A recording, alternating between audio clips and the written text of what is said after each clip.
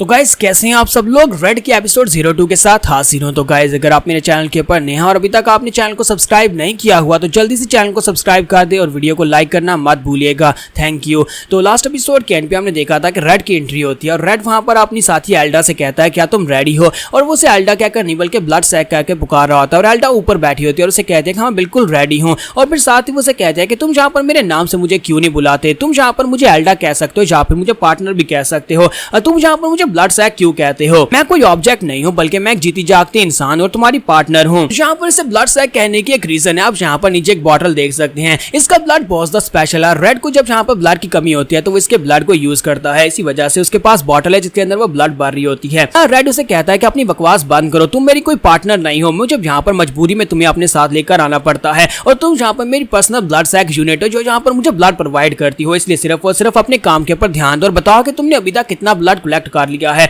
तो वो उसे कहते हैं कि तकरीबन 50% तक ब्लड कलेक्ट हो चुका है। मुझे लगता है कि जब तक तुम जाकर उसके साथ एंगेज करोगे, फाइट करोगे, तब तक ये ब्लड कंप्लीट हो जाएगा। फिर साथ ही उसे कहती है जल्दी करो और जाओ जाकर फाइटिंग करना स्टार्ट करो। तो वो कहता है हाँ, लेकिन मेक श्योर करना कि फाइटिंग के दौरान ही वहां पर ब्लड रेडी हो जाए, कहीं ऐसा ना हो कि गोस्ट मुझे मार डाले। तो रेड जो होता है वहां पर से आगे की तरफ चलता जाता है और कहता है कि मुझे यकीन नहीं हो रहा कि ये लोग यहाँ पर मुझे ही चारा बनाकर आगे बेच रहे हैं, लगता है कि मुझे ये काम छोड़ देना चाहिए है, मुझे इस काम से मिलता ही क्या है। और इसी के साथ ही ब्लड सैक उसे कहते हैं कि चीयर अप पार्टनर, ऐसा तो मत करो। और इसी के साथ ही उसे कहता है बकवास बंद करो, मुझे पार्टनर मत कहो। और इसी के साथ ही वो उस लेयर तक पहुंच जाता है, यानी उसकी लेयर तक पहुंच जाता है। जैसे ही वहां पर उसकी लेयर में पहुंचता है, इसी के साथ ही वो ब्राइड लड़की यानी वो दुल्हन जो होती है वो सामने से निकलकर उसके सामने आकर खड़ी हो जाती है। तो हमारा रेड कहता है देखो तो देखो, यहाँ पर एक दुल्हन मेरा स्वागत करने के लिए आई है। और इसी के साथ ही वो लड़की जो होती है, क्योंकि उसकी तरह वहां पर चेंज तो नहीं हुई होती, लेकिन वो उसके सामने आकर खड़ी होती है। और इसी के साथ ही हमारा रेड उसे कहता है प्लीज मुझे माफ करना, पर मैं यहाँ पर तुम्हारे से प्यार तो बिल्कुल भी नहीं कर सकता क्योंकि मेरे पास पहले से गर्लफ्रेंड है, इसलिए अपने फूल अपने पास ही रखो। और साथ ही वो कहता है कि अपनी ये छोटी मोटी ट्रिक्स को बंद करो, जल्दी से मेरे सामने आओ,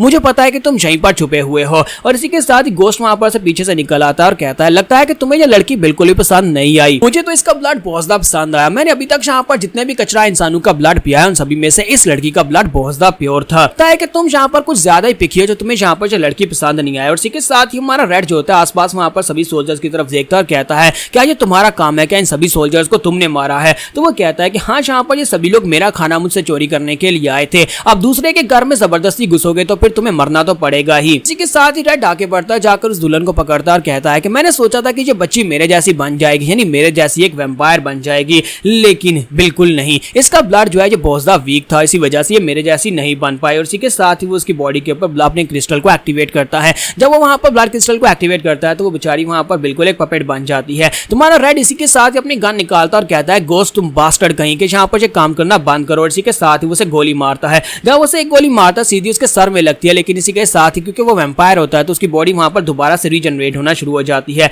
और वो उसे कहता है कि तुम्हें क्या लगता है कि तुम यहाँ पर इस छोटे से खिलौने के साथ मुझे मार पाओगे। इसके आसपास वहां पर बहुत सारे लोगों की डेड बॉडीज पड़ी होती हैं और वो गोस्ट जो होता है वहां पर उन सभी की बॉडीज के अंदर से ब्लड को एब्जॉर्ब कर सकता है। और वो कहता है मेरे आसपास यहाँ पर इतने सारे लोगों की डेड बॉडीज हैं, इन सभी की वजह से मैं फिलहाल के लिए यहाँ पर इनविंसिबल हूँ, चाहे तुम यहाँ पर मेरी बॉडी के टुकड़े टुकड़े क्यों ना कर दो, मैं दोबारा से अपनी बॉडी को रीजनरेट कर लूंगा। और इसी के साथ ही वो उसकी बॉडी जो होती है यानी जहाँ पर उसे गोली लगी थी वो पूरी तरह से हील हो चुका होता है। वो जब वो सामने की तरफ देखता है तुम्हारा रेड सामने नहीं होता, वो अपनी छतरी छोड़कर पीछे की तरफ जंप कर चुका होता है। और जैसे वो पीछे की तरफ घूमकर देखता है तो हमारा रेड जो होता है वहां पर अपने हाथ से अपनी ब्लड पावर को एक्टिवेट करता है और अपने ब्लड पावर के साथ उसके ऊपर अपने पंजे से अटैक करता है। तुम्हारा रेड उसके मुंह के ऊपर जाकर फिर से अपने पंजे से जब अटैक करता है तो उसके मुंह के ऊपर एक स्लैश लगती है और रेड इसी के साथ जंप करते पीछे हट जाता है। तो इसी के साथ ही गोस्ट उसे कहता है कि बेवकूफ इंसान, मैंने तुमसे कहा ना कि ये ट्रिक्स मेरे खिलाफ बिल्कुल भी काम नहीं करने वाली, इस वक्त मैं इनविंसिबल हूं, इतने सारे ब्लड से मैं दोबारा रीजनरेट कर जाऊंगा। लेकिन साथ उसे एक झटका लगता है क्योंकि उसका मुंह जो होता है वहां पर उसके चेहरे के ऊपर स्कार पड़ जाता है, वो रीजनरेट नहीं कर पा रहा होता। तो वो कहता है ये कैसे हुआ,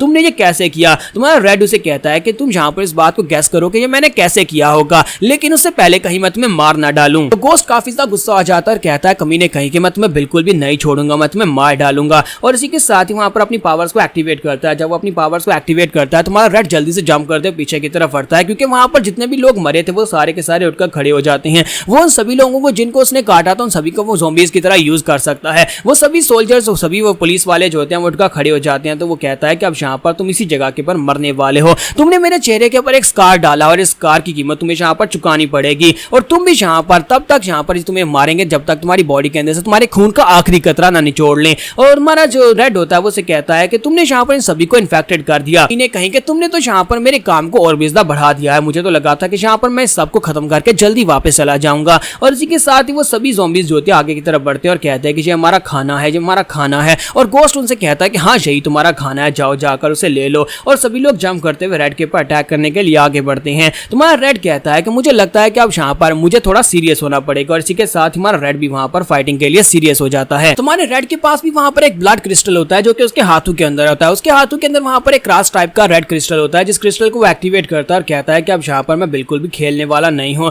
और उस ब्लड क्रिस्टल को एक्टिवेट करने के बाद उसके हाथों के अंदर से ब्लड निकलता है और उस ब्लड को वहां पर वो शेप देता है। ब्लड को शेप देने के बाद उसके साथ एक गन बना लेता है जो ब्लड के साथ बनी होती है और उसके अंदर से ब्लड की बुलेट्स ही शूट होने वाली हैं। और उस गन को बनाने के बाद दोनों हाथों के अंदर उसके पास गन्स होती हैं और वहां पर शूट करना स्टार्ट करता है। वो दोनों तरफ से वहां पर उन सभी के पास शूट करना स्टार्ट करता है। जितने ज़ॉम्बीज उसकी तरफ आगे बढ़ते हैं उसकी ब्लड बुलेट्स के साथ हिट होने के बाद वो दोबारा उठ नहीं पाते, क्योंकि उसकी ब्लड बुलेट्स के अंदर जहां पर स्पेशल इफेक्ट्स होते हैं जिससे वो यहाँ पर वैम्पायर की पावर्स को नॉलिफाई कर सकता है। तो वहां पर जितने भी होते हैं उन सभी लोगों को वहां पर बुरी तरह से पीट देता है। वो सभी लोग वहां पर नीचे गिर जाते हैं, सभी की बॉडीज वहां पर टूट जाती हैं। तो रेड तो वहां पर बिल्कुल एक खतरनाक हीरो की तरह उन सभी के ऊपर अटैक कर रहा होता है। तो गोस्ट कहता है कि अच्छा तो तुम भी काफी ज्यादा स्पेशल हो, तुम्हारे पास भी यहाँ पर ब्लड क्रिस्टल है। गोस्ट उसे कहता है कि मैं भी तो यहाँ पर कब से ब्लड क्रिस्टल वाले किसी बंदे के ब्लड को ढूंढ रहा था। मेरी किस्मत काफी ज्यादा अच्छी है जो खुद ही यहाँ पर तुम ब्लड क्रिस्टल वाला ब्लड लेकर मेरे पास आ गए। तुम्हारे पास ब्लड क्रिस्टल है और मैं जब तुम्हारे ब्लड को पीऊंगा तो मेरी पावर जो है वो बहुत ज्यादा बढ़ जाएंगी और हो सकता है कि मैं गार्ड बन जाऊं। इसी के साथ ही गोस्ट जो होता है वहां पर अपनी वैम्पायर फार्म में आता है और कहता है कि अब यहाँ पर मैं इसको टेस्ट करना चाहता हूँ, मैं तुम्हें मार डालूंगा। फिर साथ ही वो कहता है कि नहीं नहीं ये कमीना मुझे काफी ज्यादा खतरनाक लग रहा है। मुझे लगता है कि इस कमीने के पास अभी भी यहाँ पर कुछ कार्ड्स हो सकते हैं जो इसने छुपा कर रखे हुए हैं,